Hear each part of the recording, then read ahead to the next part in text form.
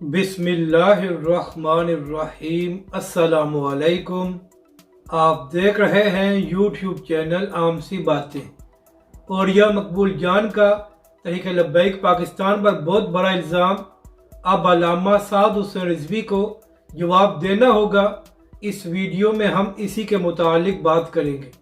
ناظرین کرام، جب عمران خان کی حکومت میں تحریک لبیک پاکستان پر ظلم ہو رہا تھا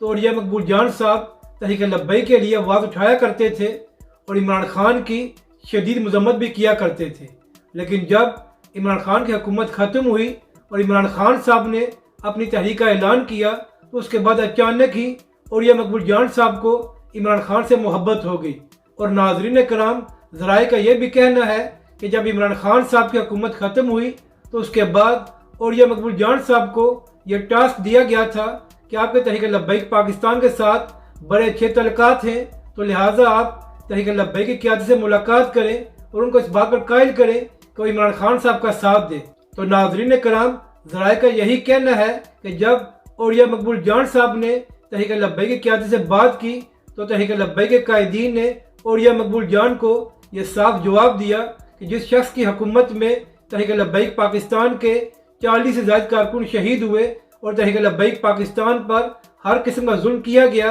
تحریک لبیک پاکستان کبھی بھی نہ اس کا ساتھ دے گی اور نہ اس کے ساتھ اتحاد کرے گی۔ تو ناظرین کرام، جیسے ہی تحریک لبیک کی قیادت نے اوریہ مقبول جان صاحب کو صاف جواب دیا تو اوریہ مقبول جان صاحب کو یہ بات ہضم نہیں ہو رہی تھی کہ تحریک لبیک کے قائدین نے ان کو انکار کیوں کیا۔ تو لہٰذا اس کے بعد اوریہ مقبول جان صاحب نے تحریک لبیک کے خلاف ایک کمپین چلانا شروع کی۔ تو اسی حوالے سے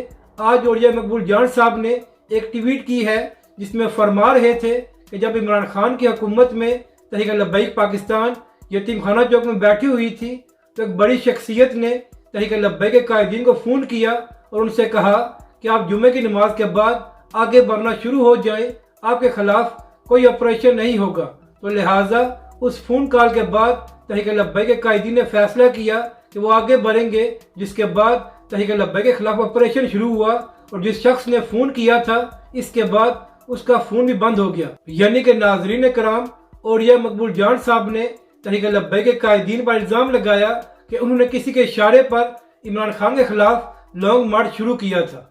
مگر یہاں پر اوریہ مقبول جان صاحب، مسئلہ یہ ہے کہ 2021 میں آپ نے ندیم ملک صاحب کو ایک انٹرویو دیا تھا جہاں پر آپ فرما رہے تھے کہ مجھے عمران خان صاحب نے کہا کہ آپ تحریک لبیک پاکستان سے بات کریں، اور جب میں نے تحریک لبیک کے قائدین سے بات کی تو تحریک لبیک کے قائدین نے ایک ہی جواب دیا کہ عمران خان صاحب نے جو علامہ خادم حسین رضوی علیہ رحمہ سے معاہدہ کیا تھا اس پر عمل کیا جائے، یا عمران خان صاحب مزید مذاکرات کے لیے ایک کمیٹی بنا دے۔ اگر عمران خان صاحب ان دونوں باتوں میں سے کسی ایک پر عمل نہیں کریں گے تو پھر تحریک لبیک پاکستان جمعے کی نماز کے بعد آگے بڑھنا شروع ہو جائے گی۔ تو اوریہ مقبول جان صاحب اسی انٹرویو میں آپ فرما رہے تھے کہ اس کے بعد میں نے عمران خان کے لوگوں سے رابطہ کیا اور ان کو تحریک لبیک پاکستان کا پیغام پہنچایا، مگر نہ ہی عمران خان کی جانب سے کمیٹی بنائی گئی اور نہ ہی تحریک لبیک سے جو معاہدہ کیا تھا اس پر عمل کیا گیا، جس کے بعد